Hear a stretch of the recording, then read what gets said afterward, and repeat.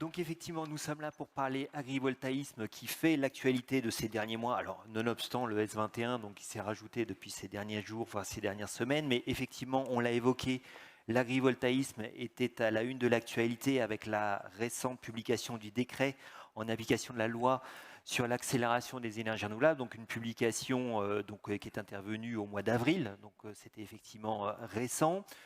Néanmoins, on ne va pas vous faire une étude juridique du décret, on n'est pas là pour ça, même si on aura l'occasion néanmoins d'en parler, évidemment, mais la question est de voir les équilibres qui doivent être trouvés entre les activités agricoles, entre les activités énergétiques, l'objectif étant d'avoir des projets collectifs qui fonctionnent et qui soient bien acceptés dans les territoires, je dirais pas forcément à l'instar de ce qu'on a pu voir dans les dernières années s'agissant de l'acceptation des projets d'énergie renouvelable. Voilà donc pour dresser un cadre général. Et pour commencer donc la discussion, j'ai envie de vous donner la parole, Rémi Gray. Donc je disais, vous êtes responsable solaire et stockage chez RWE Renouvelable France. Alors vous êtes plutôt connu à la base comme un acteur de l'éolien. Qu'est-ce qui fait aujourd'hui et comment est-ce que vous faites pour vous développer sur la filière agrivoltaïque? Et pourquoi? Alors merci pour la question. Je vais faire juste, et on va en arriver sur ce sujet, un léger propos liminaire, parce que si on va parler d'agrivoltaïsme, mais pourquoi en fait l'agrivoltaïsme? Aujourd'hui, ça a été évoqué par Jules Nissen aussi en propos introductif, on est dans une ère, d'ailleurs c'est le thème, peut-être pas l'anatomie, mais en tout cas on a changé d'ère, on est dans une ère nouvelle. Clairement, il y a aujourd'hui des paradigmes qui ont changé, l'inflation, les guerres, des contextes géopolitiques, des changements de blocs, qui fait qu'aujourd'hui, la coopération reste utile, mais un certain nombre d'États, et dont la France, fait partie des États qui pensent qu'il faut commencer aussi à avoir une forme de nouvelle autonomie, d'indépendance, on l'appelle comme on veut, mais sur un certain nombre de sujets essentiels, dont l'agriculture et l'énergie. Et c'est dans ce cadre-là qu'en fait, je voulais inscrire aussi le sujet de l'agrivoltaïsme, parce que face à tous ces enjeux, on a une opportunité sur ce sujet de réussir à réunir deux filières et ne pas opposer souveraineté énergétique et souveraineté agricole, mais réussir à mutualiser en fait les deux activités de telle façon à ce que 1 plus 1, ça puisse faire plus que 2. Donc c'est vraiment dans ce cadre-là qu'on s'inscrit. Je pense qu'on sera tous d'accord sur ce sujet. Je voulais le rappeler parce que ça me paraissait important. Sur l'agrivoltaïsme, pour aussi mettre des chiffres sur le potentiel et pourquoi on s'oriente vers de l'agrivoltaïsme, c'est qu'aujourd'hui, si on se concentre sur les prairies, simplement, sachant qu'il y a aussi les possibilités en culture, en sylviculture, en arboriculture, mais simplement sur les prairies, en France, on a à peu près 8 millions d'hectares de prairies permanentes destinées à faire de l'élevage ovin, bovin, etc. Si on utilise, on n'exploite que 1% de ces 8 millions d'hectares, on arrive à peu près à faire 40 à 50 gigawatts de production agrivoltaïsme uniquement sur l'élevage. Et encore une fois, il y a d'autres opportunités. Et aujourd'hui, on va parler de la PPE juste avant et de façon sans être également trop simpliste.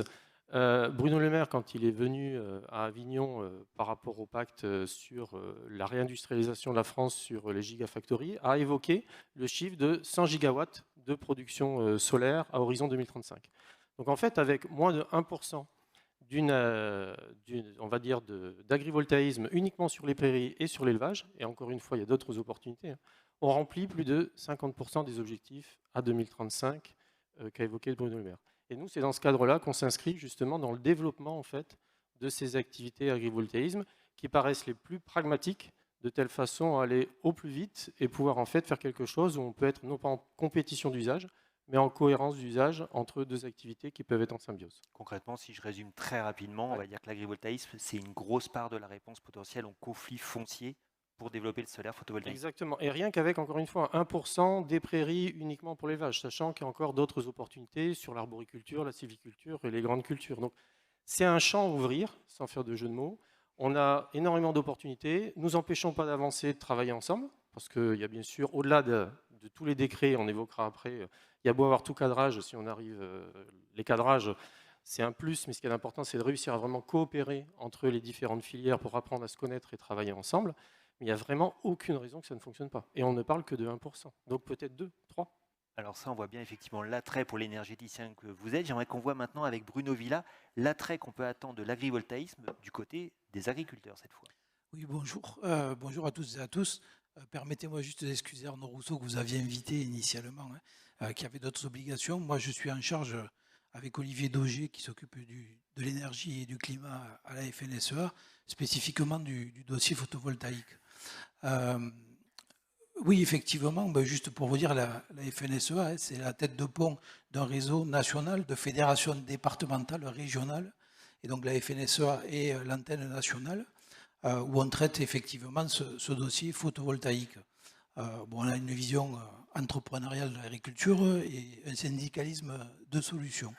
Et pour nous, clairement, aujourd'hui, l'agrivoltaïque est un sujet qui a de l'intérêt à la fois pour les agriculteurs et à la fois pour la participation du monde rural à la part de production d'énergie renouvelable, sur laquelle les agriculteurs sont déjà fortement engagés aujourd'hui. On commence à voir depuis des années des projets qui ont émergé sur l'agrivoltaïque, qui amènent des intérêts sur certains types de cultures. Et clairement, pour nous, il faut que l'ensemble des filières agricoles et des territoires soient concernés par l'agrivoltaïque. Et pas seulement certains types d'installations qui sont souvent les installations qui sont le plus rentables. Donc on est sur un projet global qui va intégrer d'abord un projet agricole et après un projet énergétique. Mais concrètement, quelle est la plus-value au niveau agronomique? Est-ce qu'il y a une plus-value? Est-ce qu'on peut en attendre quelque chose quand on est agriculteur, au-delà évidemment de la question de la rémunération, qui n'est pas accessoire, on y reviendra, mais qu'en est-il au niveau de la culture elle-même? Sur la culture elle-même, on a déjà quelques centrales aujourd'hui qui sont en fonctionnement, qui étaient dans un cadre d'innovation qui ont été réalisées. On observe sur certains territoires que l'intérêt de l'agrivoltaïque peut permettre de réduire les consommations en eau, peut permettre d'avoir un effet aussi vis-à-vis du gel. Vous n'êtes pas sans savoir que malheureusement l'agriculture est extrêmement touchée par les aléas climatiques ces dernières années et que l'agrivoltaïque amène de l'intérêt justement pour préserver certaines cultures et améliorer la situation agronomique. On observe des choses qui fonctionnent. On n'a pas encore tous les éléments parce qu'on a des installations sur des cultures pérennes qui sont récentes et qui demandent d'avoir un peu plus de recul encore pour voir quelle va être la qualité de production, le niveau de rendement. Mais clairement, on voit aujourd'hui qu'il y a de l'intérêt dans la mesure où les projets sont bien pensés, à la fois avec les agriculteurs et pour piloter aussi l'installation par rapport à l'agriculture qui est réalisée dessous. Et donc c'est clairement aujourd'hui des sujets qui ont un intérêt sur la partie en fait quand même acceptation. Là, je ne vous cache pas que pour m'occuper du dossier au niveau national, on a quand même des avis qui sont très partagés sur le sujet. Oui, parce que tout le monde ne parle pas à l'unisson aussi dans le monde agricole.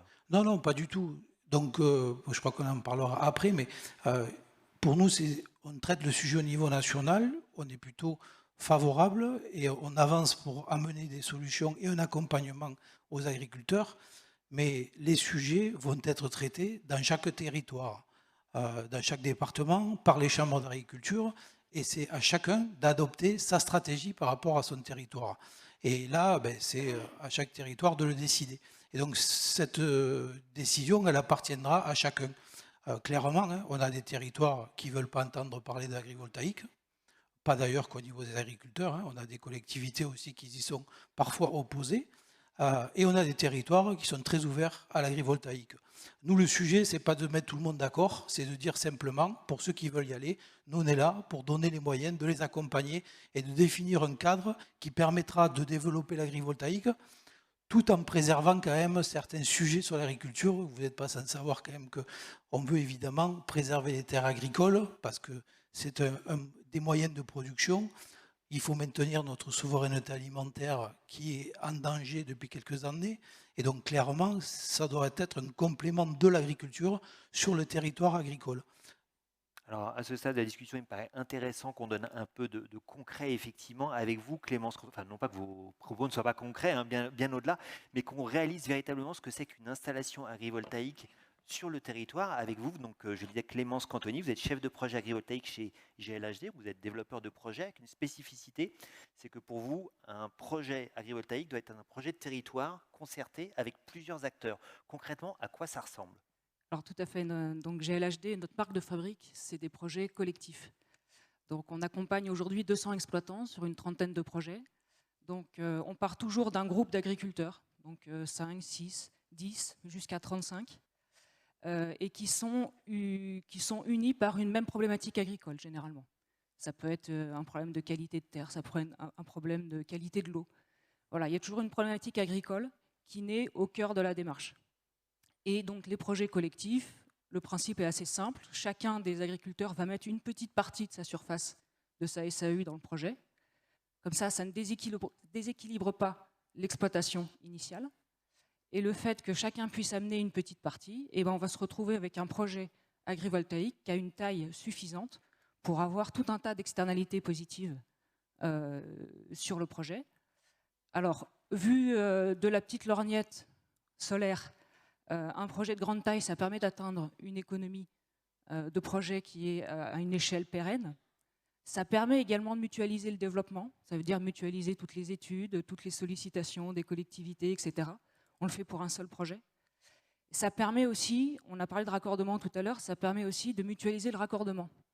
Et là, ce qui est intéressant, c'est peut-être des choses qui vont apparaître dans les années à venir, c'est que le collectif d'agriculteurs, les agriculteurs sont plus en situation de concurrence par rapport à l'accès au réseau de leur projet, mais sont en situation de coopération. Et là, déjà, ça apporte aussi une autre mesure. Vu de la lorgnette du projet agricole, le fait d'avoir des projets collectifs, alors en fonction des situations, ça peut être tout simplement la pérennisation d'un tissu rural.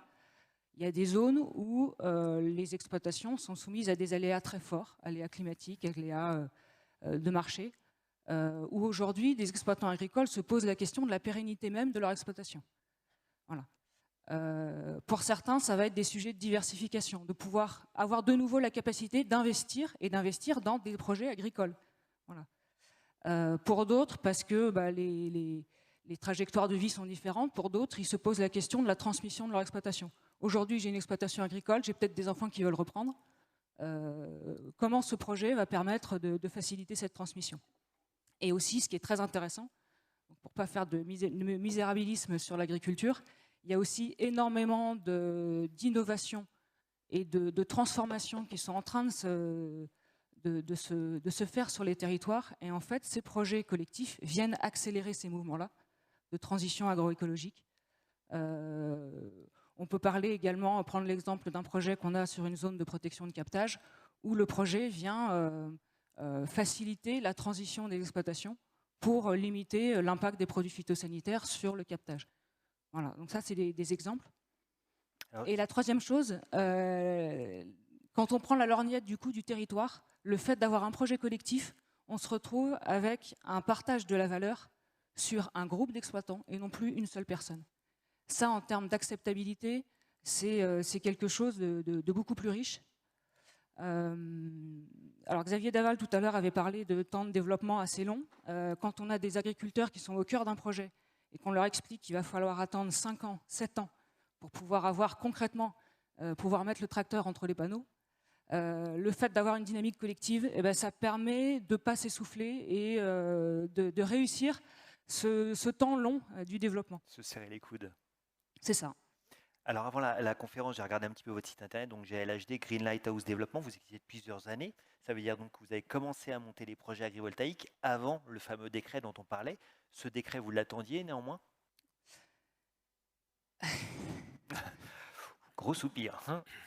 Alors oui, effectivement, des projets, on en développe depuis 4-5 ans, donc avant même qu'on parle du mot agrivoltaïsme. Et on l'a fait toujours en contact avec des exploitants agricoles. Donc les projets qu'on développe, ils sont pensés avec des exploitants agricoles. Donc de toute façon, on va faire des projets qui sont compatibles avec le droit applicable. Après, j'ose pas imaginer qu'un projet qui soit fait en bonne intelligence avec des exploitants agricoles qui répondent à leurs besoins et qui sont choisis et pilotés par eux, j'ai du mal à croire que ça ne puisse pas, au final, rentrer dans le cadre. Voilà. Donc le cadre, il va être celui qu'il est. On va en découvrir certaines zones, aujourd'hui, certaines zones d'ombre. Mais moi, je suis confiante sur le fait qu'à partir du moment où on a des projets qui sont faits intelligemment avec les acteurs du territoire et avec les exploitants, ça ne pourra pas ne pas passer. Ah, effectivement, Guillaume Jumel, vous êtes directeur général d'Inergex France, donc un peu comme votre confrère Rémi Gray donc de RWE, donc Inergex n'est pas forcément connu au départ pour ses développements de projets agrivoltaïques, donc pour vous c'est un nouveau territoire effectivement à explorer. J'imagine que le décret, ça vient cadrer effectivement le développement, ça le cadre. Est-ce que pour vous c'est cadré au point d'être contraint, voire est-ce qu'il y a certains points de vigilance que vous maintenez néanmoins? Oui, c'est vrai, vous avez raison. À la base, on vient de l'éolien, mais ça fait quand même 3-4 ans qu'on s'intéresse à ce modèle, un petit peu comme Green Lighthouse. Je pense qu'on s'en était parlé d'ailleurs avec Green Lighthouse il y a quelques années. Et ça fait effectivement 3-4 ans aussi qu'on développe des projets sur le modèle de ce que fait Green Lighthouse, des projets participatifs, des projets collectifs. Effectivement, on attendait ce décret. On est globalement content qu'il soit là. Il fixe un cadre. Je pense que je partage l'optimisme, le vent d'optimisme voilà, de mes confrères sur l'ouverture du foncier agricole au projet PV, mais j'entends aussi les craintes du monde agricole. Alors, les réactions sont mitigées. Certains y voient une opportunité, comme on l'a décrit, mais certains aussi y voient une menace. Et ça, il faut l'entendre. Je pense qu'en tant que filière, on a une responsabilité d'entendre ces craintes de déstabilisation du monde rural. Et à nous de ne pas y participer. Et ce n'est pas parce que le décret autorise des choses qu'il faut que ce soit fait. Voilà. Tout ce qui n'est pas interdit ne doit pas être fait. Voilà. Les craintes que j'entends, moi principalement, c'est les départs à la retraite voilà, la manne financière qui pourrait retomber sur certains, sur trop peu de monde, et étant de sommes qui sont importantes à l'échelle de certaines exploitations, ça pourrait précipiter le départ à la retraite de certains.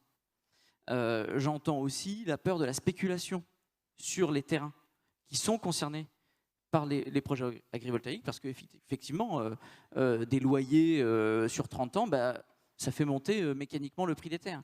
Et ces terrains, l'augmentation du prix des terrains, ça peut être un frein au renouvellement de la génération des agriculteurs. Et on l'a démontré, hein, Rémi l'a fait mieux que je pourrais le faire, mais l'enjeu, il n'est pas sur la consommation des terrains. L'agriculture en France a perdu bien plus d'agriculteurs ces dernières années qu'elle a perdu de terrain. Et c'est pas pour moi, il n'est pas là l'enjeu. Donc il faut entendre ça. Et le modèle des projets collectifs répond à ça. C'est pas le seul qui est autorisé par le décret, mais pour moi, c'est un modèle qui est vertueux dans la mesure où, Clémence l'a très bien décrit, je ne le referai pas, mais voilà, ça répartit le transfert de richesse du monde de l'énergie vers le monde agricole de manière plus grande. Voilà. Ça ne le concentre pas aux mains de certains. Il y a d'ailleurs des chambres d'agriculture, pour reprendre, moi je suis très très partisan de ce qu'a dit M. Villain, à savoir, laissons les locaux gérer leur territoire. Il y a certaines chambres d'agriculture qui, par exemple, limitent à 10 hectares le nombre, la surface qu'un exploitant peut faire participer. Ça fait du sens. Ça fait du sens à la lumière des enjeux que je viens d'évoquer. Néanmoins, s'il y a des synergies évidentes entre le monde de l'énergie et le monde de l'agriculture, qu'il faut mettre à profit, j'alerte aussi sur le fait de ne pas créer un destin commun. Parce que, comme on dit, chacun dans son pré, les vaches seront bien gardées, nous ne sommes pas agriculteurs, et les agriculteurs ne sont pas énergéticiens. Moi, j'ai une crainte à la lumière de ce décret, une grosse crainte, c'est quand je lis le paragraphe sur les sanctions en cas, par exemple, si l'exploitation agricole qui est en synergie avec l'exploitation photovoltaïque périclite, moi je suis très impatient de lire ces sanctions, parce que si ça va jusqu'à le démantèlement du parc éolien, du parc PV, pardon, on chasse le naturel, hein. Il revient en gueule. Pour moi, c'est pas finançable. Je vois pas une banque qui va venir vous prêter sur cette base-là. Donc, le paragraphe sur les sanctions n'est pas encore publié, et bien sûr qu'il faut des sanctions, bien sûr. On n'est pas là pour avoir des projets alibi. Il faut des projets agricoles qui soient pérennes, mais attention à ne pas créer un monstre, c'est-à-dire une installation agricole et photovoltaïque qui serait, selon moi, non finançable par aucune banque. Rémi Gray, de votre côté, également sur les développeurs, pour les développeurs énergie, de projets énergie, pardon, des points de vigilance sur les textes qui sont en instance. Il y a effectivement le cas des sanctions, il y a les technologies éprouvées, il y a encore beaucoup de choses qui sont en instance. Aujourd'hui, c'est un peu le statu quo. Oui, exactement. En fait, on a attendu, parce qu'il y a eu la loi, hein. Si on se rappelle, la loi, c'était en mars 2023. Tout à fait. Donc il y a plus d'un an. On a attendu plus d'un an pour le décret impatiemment, en se disant, bon, le décret va clarifier tous les sujets, on va pouvoir avancer. Et effectivement, aujourd'hui, on attend les arrêtés de cadrage de ce décret sur tous ces points spécifiques, que ce soit les technologies éprouvées, effectivement les sanctions, mais même les technologies éprouvées. C'est-à-dire qu'aujourd'hui, en fonction qu'on soit considéré technologie éprouvée ou pas, on va avoir des zones témoins à mettre en place ou pas. Alors rappelez peut-être que ce qu'on considère ou considérera à l'avenir comme technologie éprouvée. On va faire de la prospective. Donc a priori, technologies éprouvées, ce sont des technologies dont la compatibilité est totale, en tout cas considérée comme totale, entre l'activité agricole et l'activité solaire. Donc c'est-à-dire que l'activité solaire ne vient pas modifier substantiellement l'activité agricole et que c'est prouvé. Donc on peut imaginer que l'élevage en fera partie, que des technologies sur l'arboriculture, la viticulture en feront partie également, et donc ne devront pas prouver, vu qu'elles sont éprouvées. Donc pas de zone témoin, pas de zone de comparaison, etc. Si elle n'est pas éprouvée, on doit mettre en place des éléments qui vont pouvoir permettre de faire un suivi sur la durée, pour voir que sur la durée, peut-être on va voir qu'elles deviendront éprouvées. Et en fait, après, on apprend en marchant. À voir, parce que donc on est toujours dans l'ambivalence, c'est-à-dire que ce qu'expliquait sur le dépôt des permis, comment ils vont être traités aujourd'hui. Si on dépose un permis aujourd'hui, sans ces arrêtés qui sont publiés, est-ce qu'on est en technologie éprouvée ou pas? Est-ce que par principe, on va considérer que la technologie ne l'est pas, et donc systématiquement, il faut une zone témoin, qu'on n'a peut-être pas prévue, vu qu'on l'a pensé éprouvée? Enfin, donc, on a vraiment, vraiment besoin très, très rapidement que ça sorte, de telle façon à avoir en fait la visibilité, et après de l'équité de traitement, justement, dans l'instruction. Ça, c'est extrêmement essentiel. Clémence Cantoni, avant qu'on repasse la parole à Monsieur Villa pour le point de vue des agriculteurs. Oui, je voulais... Oui, ça y fonctionne, on vous entend. Je voulais revenir sur un point, Guillaume, que tu as soulevé. Par rapport au foncier, on a parlé là de débloquer le foncier, etc. etc. Je pense qu'il va falloir, dans la profession solaire aujourd'hui, avoir un changement de paradigme. Là où, sur le solaire au sol classique, effectivement, le foncier était quelque chose de rare parce qu'il fallait trouver des terrains dégradés, etc. etc.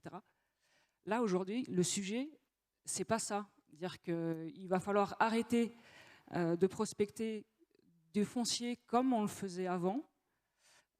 Aujourd'hui, ce qu'on doit chercher, c'est des exploitants agricoles qui ont des projets agricoles, et ça doit être le préalable, le prérequis de tout développement de projet. Et sur la déstabilisation du foncier agricole, c'est un sujet qui me tient à cœur parce que dans une vie antérieure, j'étais à la SAFER, donc sur ces sujets de foncier agricole. Effectivement, il ne faut surtout pas que la profession solaire aujourd'hui tombe dans le piège de surenchérir sur le foncier, déséquilibrer le foncier agricole, qui est un outil de production pour les agriculteurs, qui est vraiment quelque chose qui est la base de l'agriculture aujourd'hui. Donc il va falloir changer la façon de faire et effectivement trouver une autre façon de répartir cette enveloppe pour ne pas déséquilibrer le foncier agricole. Bruno Villa, peut-être quelques éléments de réaction, parce que beaucoup de choses ont été dites, effectivement. En tout cas, je souscris totalement par rapport à vos propos. Simplement pour vous dire, en termes de doctrine par rapport à tout ce que vous avez évoqué sur les menaces. On a une doctrine partagée au niveau du CAF, c'est-à-dire entre la FNSEA, les jeunes agriculteurs et les chambres d'agriculture. Ce sur quoi on voudrait se préserver par rapport au développement du photovoltaïque ou de l'agrivoltaïque, c'est ne pas perdre de production agricole, c'est préserver les terres ayant un potentiel agricole, éviter la spéculation du foncier et la rétention du foncier. Sachez qu'aujourd'hui, ceux qui sont le plus opposés au photovoltaïque et à l'agrivoltaïque, c'est les jeunes. Parce qu'ils voient aujourd'hui ce que ça génère comme tension sur la valeur du foncier et la rétention du foncier, alors que les jeunes devraient être les plus dynamiques sur le sujet. Qu'est-ce que vous appelez la rétention du foncier? C'est-à-dire qu'aujourd'hui, quand vous avez des propriétaires ruraux à qui on propose 3 000 ou 5 000 euros de location annuelle, alors que la terre vaut 10 000 euros, ben, elle ne va pas les vendre à 10 000 € à des agriculteurs pour l'exploiter. Oui. Donc ça s'appelle de la rétention du foncier. Et tous dans la salle, vous connaissez les prix qui peuvent être proposés sur des opérations photovoltaïques et évidemment encore plus sur du photovoltaïque au sol. Et ça, pour nous, c'est un réel danger. On comprend que forcément les propriétaires fonciers doivent obtenir un loyer intéressant, surtout parce que, encore un sujet, les retraites agricoles étant faibles, pour certains, c'est aussi un moyen d'améliorer sa retraite. Mais il faut des limites, parce que sinon, ça dérègle, nous, tout notre système de production. Je continue. Ne pas entraver, vous l'avez dit, la transmissibilité des exploitations. Prioriser évidemment tout ce qui peut être monté sur le bâti, parce qu'il y a encore des choses à faire sur le bâti. Éviter, parce que malheureusement, ça fait tâche, tous les projets à Libye, et on en a quand même quelques-uns, et clairement, c'est ça qu'on montre plus que les projets vertueux, et c'est préjudiciable pour tout le monde. Conserver, bon, ça on l'a fait, un rôle majeur dans les CDPNAF, et sujet également extrêmement important pour nous, c'est le sujet du partage de la valeur. Donc ça, c'est les menaces. Voilà, encore une fois, voilà, quand on a dit quelles étaient les menaces, il faut faire attention On est plus vigilant vis-à-vis de l'ensemble de ces sujets. Et à partir de là, on se dit, voilà, quelles sont les solutions et les opportunités. Clairement, vous l'avez vu, hein, pour les agriculteurs, on vient de passer une période extrêmement compliquée. C'est un métier où on attend demain un peu plus de dignité, mais surtout de plus de valeur pour les agriculteurs. Et ce sujet est un sujet qui peut ramener de la valeur aux agriculteurs. Et c'est essentiel. Concrètement, on parle de quoi en fait? Parce qu'on dit souvent que ce sont des revenus complémentaires et justement ne pas prendre le pas sur la fonction première d'un agriculteur, c'est de produire de la denrée alimentaire. Mais ça représente quoi? 5, 10, 20%? De quoi parle-t-on?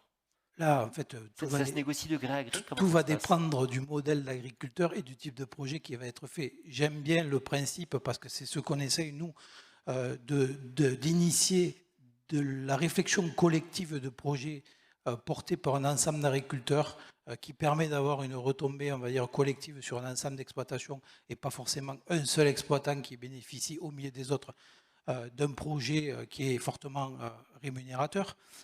Mais sur la question du partage de la valeur, alors c'est d'ailleurs un sujet qu'il faut qu'on traite parce qu'on a défini un décret avec un cadre dont on avait besoin. Bon, là vous l'avez tous dit, je crois que le problème en France, c'est que quand on met un cadre, c'est là où ça devient compliqué.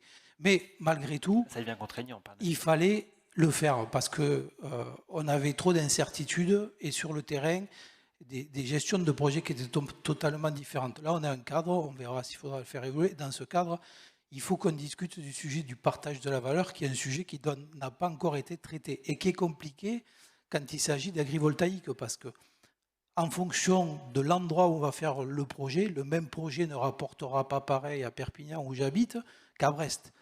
Forcément, on ne peut pas dire on va partager la valeur de la même manière ou donner le même niveau. Un projet, monsieur parle beaucoup d'élevage, un projet avec des brebis sur de la prairie, ça coûte moins cher qu'une canopée sur des vergers. Forcément, ça rapporte moins. Pour autant, tout a un intérêt. Donc là, on ne peut pas dire le partage de la valeur, il va être identique pour tout le monde. Il faut le faire en fonction de chaque projet et de chaque situation. Par contre, il faut que l'agriculteur il soit dans le projet inclus et qu'il ait un réel retour sur la production d'énergie parce que économiquement, il en a besoin. Demain, l'agriculteur, ça sera un producteur d'énergie, ça sera une solution de captation de carbone, ça sera des services environnementaux qui vont venir améliorer le revenu des agriculteurs et ils en ont besoin et on en a besoin. Et donc, sur ce partage de la valeur, c'est des négociations qu'il faut avoir. Juste un aparté, sachez qu'on est en train de développer un bail rural à clause photovoltaïque dans lequel on va pouvoir intégrer ces notions de photovoltaïque entre des propriétaires fonciers, un énergéticien et un exploitant agricole qui sera un modèle volontariste qui devrait permettre de clarifier les choses. Mais sur le partage de la valeur, clairement, moi je dis le mieux c'est que les producteurs ils fassent eux-mêmes les projets, comme ça ils en donnent toute la valeur.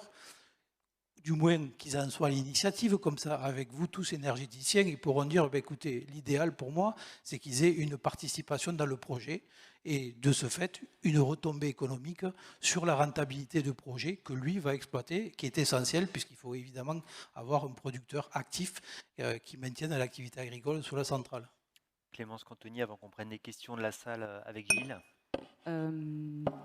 Alors, l'avantage de mettre les agriculteurs au cœur de la réflexion et au cœur du développement du projet, c'est qu'ils apportent aussi des solutions auxquelles on ne pense pas forcément. Par rapport à la répartition de la vente foncière, alors nous, on a une façon de faire qui est peut-être un petit peu à part. Ça veut dire que par rapport aux propriétaires du foncier, on fait en sorte que le propriétaire du foncier touche 2 à 3 fois le fermage qui se fait dans la région. Ça veut dire qu'il a un intérêt à le faire quand même, parce qu'il touche un peu plus, mais qu'on reste dans des ordres de grandeur qui se font actuellement et qui permettent d'avoir un équilibre. Voilà. Et le reste va à l'agriculteur, alors qui peut prendre plusieurs formes, actuelles, futures, etc. Mais ça, c'est un point important, et c'est une des solutions qui a émergé chez nous en discutant avec les agriculteurs et en les mettant au cœur des projets, parce que les solutions arrivent comme ça. Effectivement, ils sont tous chefs d'exploitation, entrepreneurs, apporteurs de solutions. Donc voilà, c'est comme ça qu'il faut travailler. Après, sur le sujet de partage de la valeur, les régions agricoles ne sont pas toutes les mêmes. Et nous, on porte des projets dans ce qu'on appelle la diagonale du vide, les zones intermédiaires, où aujourd'hui, on a des exploitants agricoles, leur problématique, ce n'est pas forcément d'investir dans des projets d'énergie renouvelable, ils n'ont tout simplement pas les moyens. Et donc, il y a tout un champ de réflexion qui s'ouvre sur ce partage de la valeur, mais attention aussi à faire attention à ces exploitations-là qui sont aujourd'hui, qui n'ont tout simplement pas les moyens déjà de réaliser leur propre activité qui est d'être exploitant agricole. Donc il va falloir trouver un équilibre subtil. Guillaume Zumel. Oui, juste. Et puis pour qu'il n'y ait pas de jaloux. Non, 30 secondes, vraiment, pas plus. Sur le partage de la valeur, effectivement, moi je suis évidemment très pour, mais il nous manque un élément. C'est qu'est-ce qu'on va faire des projets agrivoltaïques? Quelles sont la voie de commercialisation de l'électricité? Donc là, j'invite la DGEC à clarifier au plus vite comment elle compte organiser ces appels d'offres, quelle technologie avec quelle autre. Ça, c'est la première pierre qui nous manque encore pour parler concrètement de partage de la valeur. Parce que, vous l'avez cité, un projet sur verger, ça a des capex plus importants. Mais si ça a sa propre poche d'appel d'offres, alors là, c'est autre chose que si ça doit compétitionner avec des projets sur des brebis. Donc, il nous manque vraiment cette pierre-là. Le décret agrivoltaïque, on en a parlé beaucoup, on l'a attendu, on l'a, mais maintenant, à quoi ça va servir? Clémence Cantoni, je crois que chez GLHD, vous travaillez avec des pipiers, hein, c'est bien ça? Oui, tout à fait. C'est ce que je disais tout à l'heure, le fait d'avoir des projets collectifs et du coup d'envisager des projets de grande taille nous permet en fait d'avoir moins cette contrainte-là et de partir plutôt sur des pipiers et de ne pas être freiné peut-être par ça. C'était un dernier mot, et puis après, pour rebondir sur le sujet des appels d'offres qui est effectivement essentiel, parce que c'est en fonction des catégorisations des appels d'offres qu'on pourra se dire, aujourd'hui les appels d'offres, on va dire sol, permettent de faire élevage et fourrage, mais bon, ok, les appels d'offres bâtiments, on a intégré du coup ce qui n'est pas élevage et fourrage dedans et culture, pour dire qu'il faut les mettre quelque part, mais si on veut vraiment faire de cette professionnaliser en fait et structurer cette activité, il faut qu'on arrive à avoir des appels d'offres et qu'ils soient des appels d'offres agrivoltaïques, spécifiques, par tranche, pour justement avoir un soutien clair et de la visibilité en fait. Avec ça, on arrive du coup à ce qu'on ne soit pas en concurrence entre les différentes filières, arborie, sylvie, culture, grande culture et élevage, mais du coup on est en complémentarité. Et il y a de la place pour tout le monde. Allez, un dernier petit mot vraiment, mais le dernier des derniers. Juste réagir sur deux choses. Concernant le fait que les agriculteurs ne peuvent pas investir dans les projets. Moi je n'adhère pas trop à ce discours. Vous savez, les agriculteurs aujourd'hui, ils investissent dans des outils de production où on ne sait pas demain combien on va vendre, combien on va produire, quel aléa on va avoir, etc. Les agriculteurs, ce n'est pas des énergéticiens et ils pensent qu'ils auront du mal à faire ces projets. Mais faire des projets sur lesquels on ne dépend que du soleil et qu'à partir du moment où l'installation est bien faite et qu'on dit non, les agriculteurs, ils ne peuvent pas, on va le faire nous, moi, je n'adhère pas parce que les agriculteurs, ils sont capables d'investir. Le problème, c'est qu'ils n'en ont pas conscience. Par contre, on peut les aider à le faire. on peut les accompagner et leur donner les moyens qu'eux-mêmes développent des projets. Et moi, je n'adhère pas à ce discours Quand vous dites que je on, comprends. c'est qui le on? Ah non, mais on a des systèmes collectifs qui peuvent amener des apports de fonds propres Donc le qui monde permettent, agricole.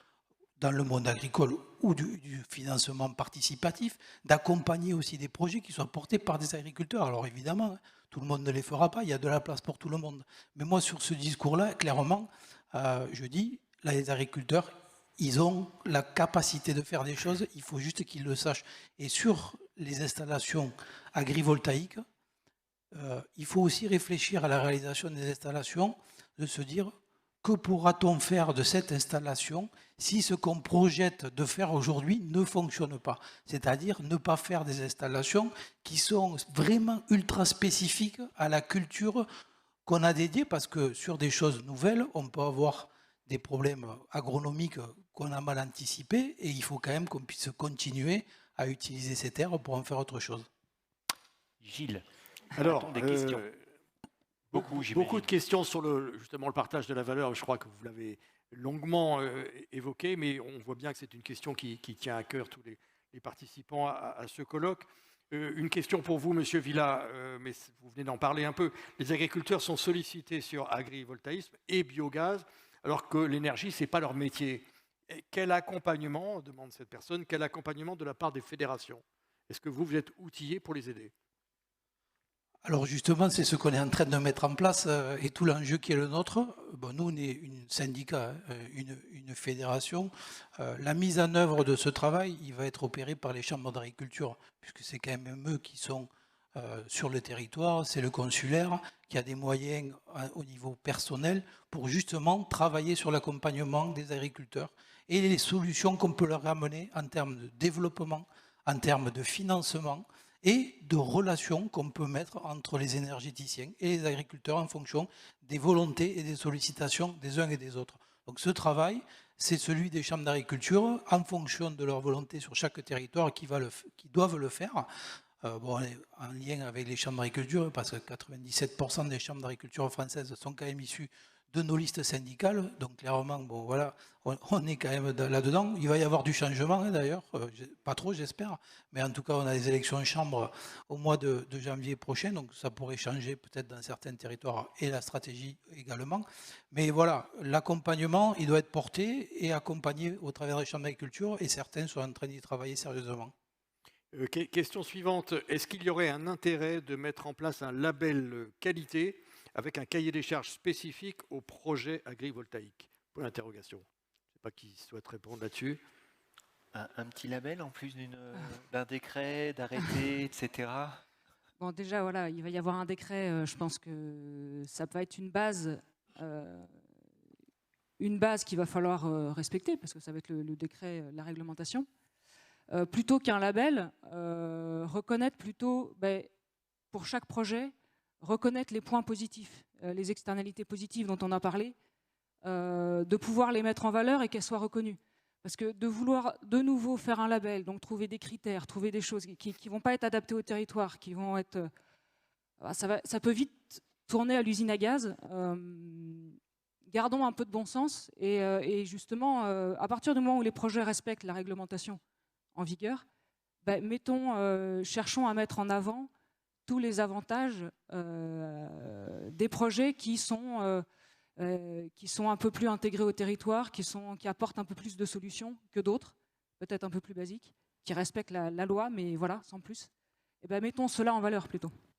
Moi, j'aurais une question suivante, comment faire pour que le paysan, et pas seulement le propriétaire terrien, bénéficie du projet photovoltaïque en termes de rémunération, précise la question. Je ne sais pas qui... Moi, je peux essayer. Enfin, nous, clairement, on a pris le parti de les associer au capital du projet. Ça, c'est...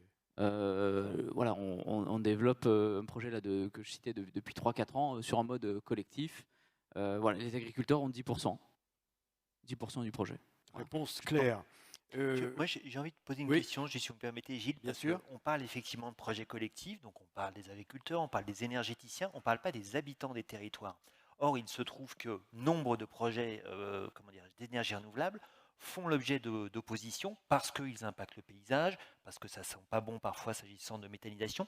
Qu'est-ce qu'il en est des mesures de régulation en matière d'impact paysagère où on sait particulièrement que c'est une question qui clive en France? Et jusqu'à présent, on le voit pas trop encore poindre dans le solaire.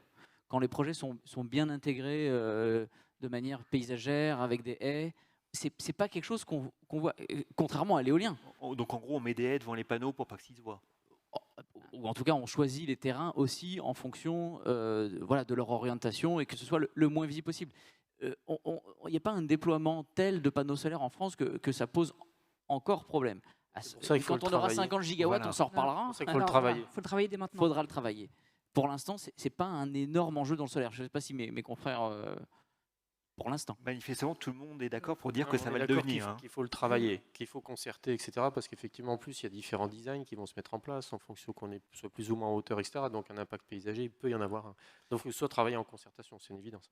Enfin, moi, juste, allez-y. Non, non, Oui, alors c'est juste pour une marque de fabrique qu'on a aussi chez nous, qui peut apporter un élément de solution. Sur tous les projets, on fait une concertation préalable, volontaire et assez ambitieuse sur les projets. Là, j'ai un exemple en tête. On a 18 mois de concertation avec le territoire, avec toutes les parties prenantes, chasseurs, habitants, riverains, etc. etc. Ça ne règle pas tous les sujets, mais ça permet quand même une appropriation du projet et que les habitants ne le découvrent pas au moment de l'enquête publique, quoi. Et donc, il faut faire ce travail. Nous, en tout cas, c'est contraignant, ça prend du temps, mais c'est très important pour faciliter l'acceptation des projets sur les territoires. Et pour moi, ça va être un vrai sujet pour le solaire dans les années à venir. Bruno Villa, pour le mot de la fin de la table ronde, parce qu'après on a trop de retard. Simplement, mais moi, je suis sur un territoire, les Pyrénées-Orientales. Je peux vous dire que ça devient déjà compliqué alors qu'on n'a pas commencé. Donc, on a quand même une forte mobilisation contre le photovoltaïque, contre l'agrivoltaïque, des communes qui commencent à mettre dans leur PLU l'interdiction, alors je ne sais pas s'ils en ont le droit, à mon avis non, mais de réaliser du photovoltaïque ou de l'agrivoltaïque sur leur territoire. Et clairement, moi je suis surpris de la part des communes qu'elles mettent cette réglementation-là et elles veulent interdire sur leur territoire parce qu'il y a une poignée de gens qui s'y opposent. Après, il faut être clair qu'il faut faire les choses comme il faut, l'intégrer comme il faut, faire attention où les projets se font. Mais moi, personnellement, je suis choqué parce que je me dis c'est une opportunité pour l'agriculture. On a un cadre d'agrivoltaïque qui combine la production d'énergie d'agriculture et on se rend compte qu'il y a des communes qui, à peine les éléments de décret arrivés, commencent à l'interdire. Donc bon, ça ne me rassure pas sur le sujet. Et ensuite, sur la partie locale, je pense qu'il faut aussi montrer l'intérêt qu'il peut y avoir au développement de projets énergétiques sur le territoire. Nous, on milite pour avoir une solution de vente en autoconsommation locale sur les projets agrivoltaïques ou photovoltaïques, c'est-à-dire trouver un moyen avec les collectivités ou les communes de vendre de l'énergie localement à des particuliers, des entreprises ou des collectivités qui en bénéficieraient d'une production locale et une consommation locale. De permettre aussi aux collectivités ou aux particuliers d'investir collectivement dans des projets photovoltaïques en participant au financement des projets parce qu'ils en auraient un intérêt territorial, un intérêt économique et du sens par rapport à leur territoire. Donc ça, il ne faut pas non plus le négliger et l'inciter parce que ça peut avoir un réel intérêt, de même pour l'acceptabilité des projets. Être le plus inclusif possible. Toute dernière question. Allons-y. Alors, il y en a encore beaucoup, mais c'est vrai que l'horloge tourne. Les agriculteurs veulent que nous achetions, je cite la question, hein, que nous achetions leurs produits localement à un prix correct, mais pour le PV, ces panneaux et onduleurs chinois, est-ce qu'il n'y a pas une vraie contradiction? Est-ce qu'il serait possible d'avoir un cahier des charges privilégiant les modules onduleurs français ou à tout le moins européens? Qui peut répondre? S24. Je ne vais pas refaire ça sera le votre dernière plaidoyer réponse qui et a la été conclusion fait de la pour table ronde. Allez-y. Je ne vais pas refaire le plaidoyer qui a été fait mieux que ce que je pourrais faire avant, voilà, sur la construction d'une filière d'aval, enfin d'amont en aval. Voilà, on est évidemment pour, mais si on veut que ça se fasse, effectivement, il faut l'encadrer. Il faut voilà, faut de la réglementation parce que le delta de compétitivité, sinon, il sera difficile à combler. Oui, juste, en fait, on va en revenir, mais on tourne en rond sur le cahier des charges. Et donc, si on fait un cahier des charges à la fois par filière, mais dans lequel aussi on intègre une notation éventuellement, que ce soit l'Induscore, enfin bref, on en parlera cet après-midi, qui intègre aussi le fait qu'on incite au travers de ces cahiers des charges, à la fois par filière et par choix technologique de type de module, c'est tout à fait possible. Donc, c'est un encadrement à la charge de l'État. Oui. Eh bien, je vous propose que ce soit le mot de la fin. Merci à vous quatre donc d'avoir participé à cette table ronde sur le photovoltaïque agricole. Merci à vous tous.